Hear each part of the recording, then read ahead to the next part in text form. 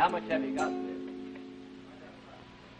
So let the sun shine in. Say, boys and girls, we try to let the sun shine in every afternoon at 3 o'clock on TX television. This window will be occupied by P.J. Possum, Lord Grey Monkey, and Dillingham the dinosaur. So be sure to look for us at 3, the Uncle Elihu Show. Face it with a grin. Open up your heart and let the sun shine in. Elihu had his beginning in the latter 40s. I had a program on KWTX radio at 6:50 in the morning.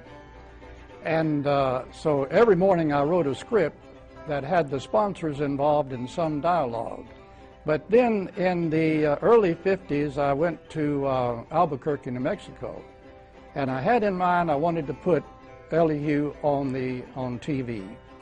And so I had a hat that I had used in going to Washington. We had a hearing there to gain television for WACO, and I was part of that hearing. So I bought this good felt hat to go to Washington. Well, I put the hat under a steam kettle and made it misshapen as much as I could. And I went to the University of Mexico and asked them if they could give me some crepe hair, which they did. So I made mustache and sideburns with the crepe hair that they showed me how to put together. They were very accommodating. When I was in Albuquerque, I had a ukulele, and I learned these 1 or 2 songs to put on this television show. And they were very simple chords, and that's about all I could pick up because I never played an instrument. But the young artist there said, Elihu said, I have a ukulele that was in my grandfather's attic. And if you would like to trade this battery-operated little car, I had a toy sponsor out there, and he liked that toy. It was a little remote control, even back then. He said, I'll trade this ukulele with you. And I said, you've got yourself a deal.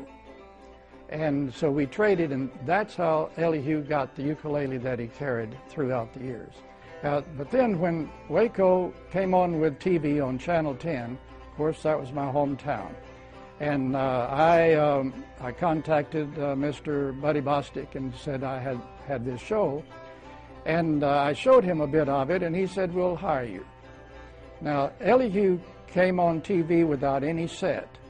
And P.J. Possum, which was Elihu's sidekick, was only a possum, and I hung P.J. on the back of this rocking chair.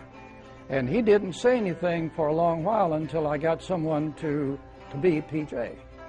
And I found Dick Clayton in the film room, and I asked him if he'd like to be on television and be P.J. Possum. And he said yes, and so there we went. And then we had a nice set that they produced for us.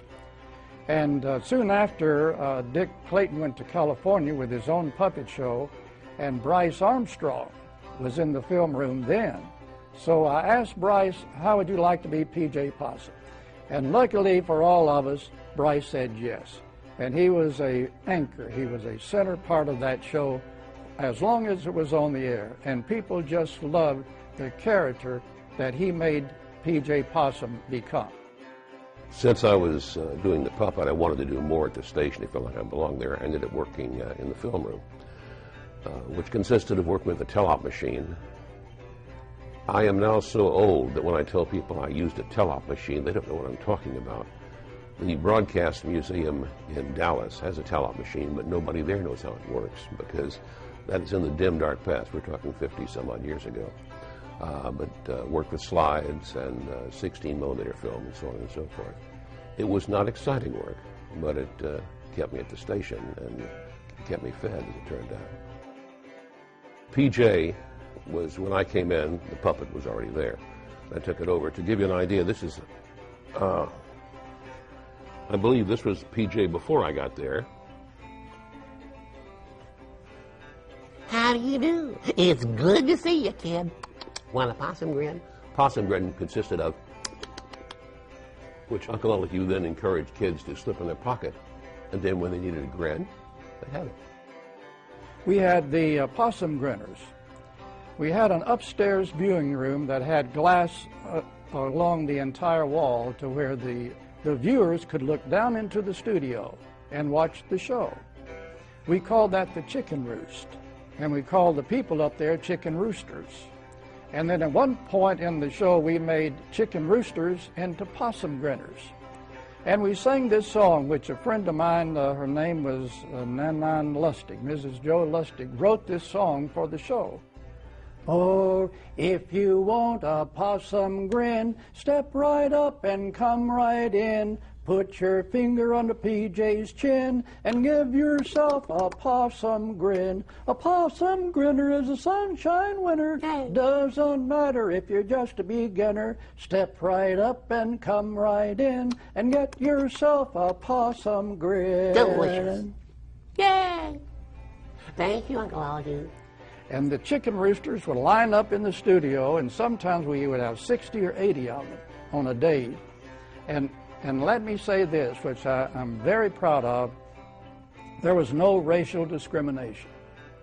The African-American families understood that this show belonged to everybody, and they put their young people in that line with everyone else. And no one complained about that. It just was done, and was done easily and with ease and comfortably. So all of these little kids would come up, and we would have them give their name on camera. And of course, that was a big deal for the families back at home. And then they would put their finger under PJ's chin, and he would give them a possum grin. And then they would step off the stage, and the next person would come up. But that was a part of the show. We had serials like we had Little Rascals and other film that we used. And of course, Young Wes joined us very soon at the beginning. And he was the person that appealed to a broader age. And he did a great job in singing country songs and interchange with PJ and with Uncle Elihu. And Young Wes was a real addition to that show. The TV station had been on the air, I guess, 2 or 3 months. And a friend of mine by the name of Hillary McDonald was working as a cameraman up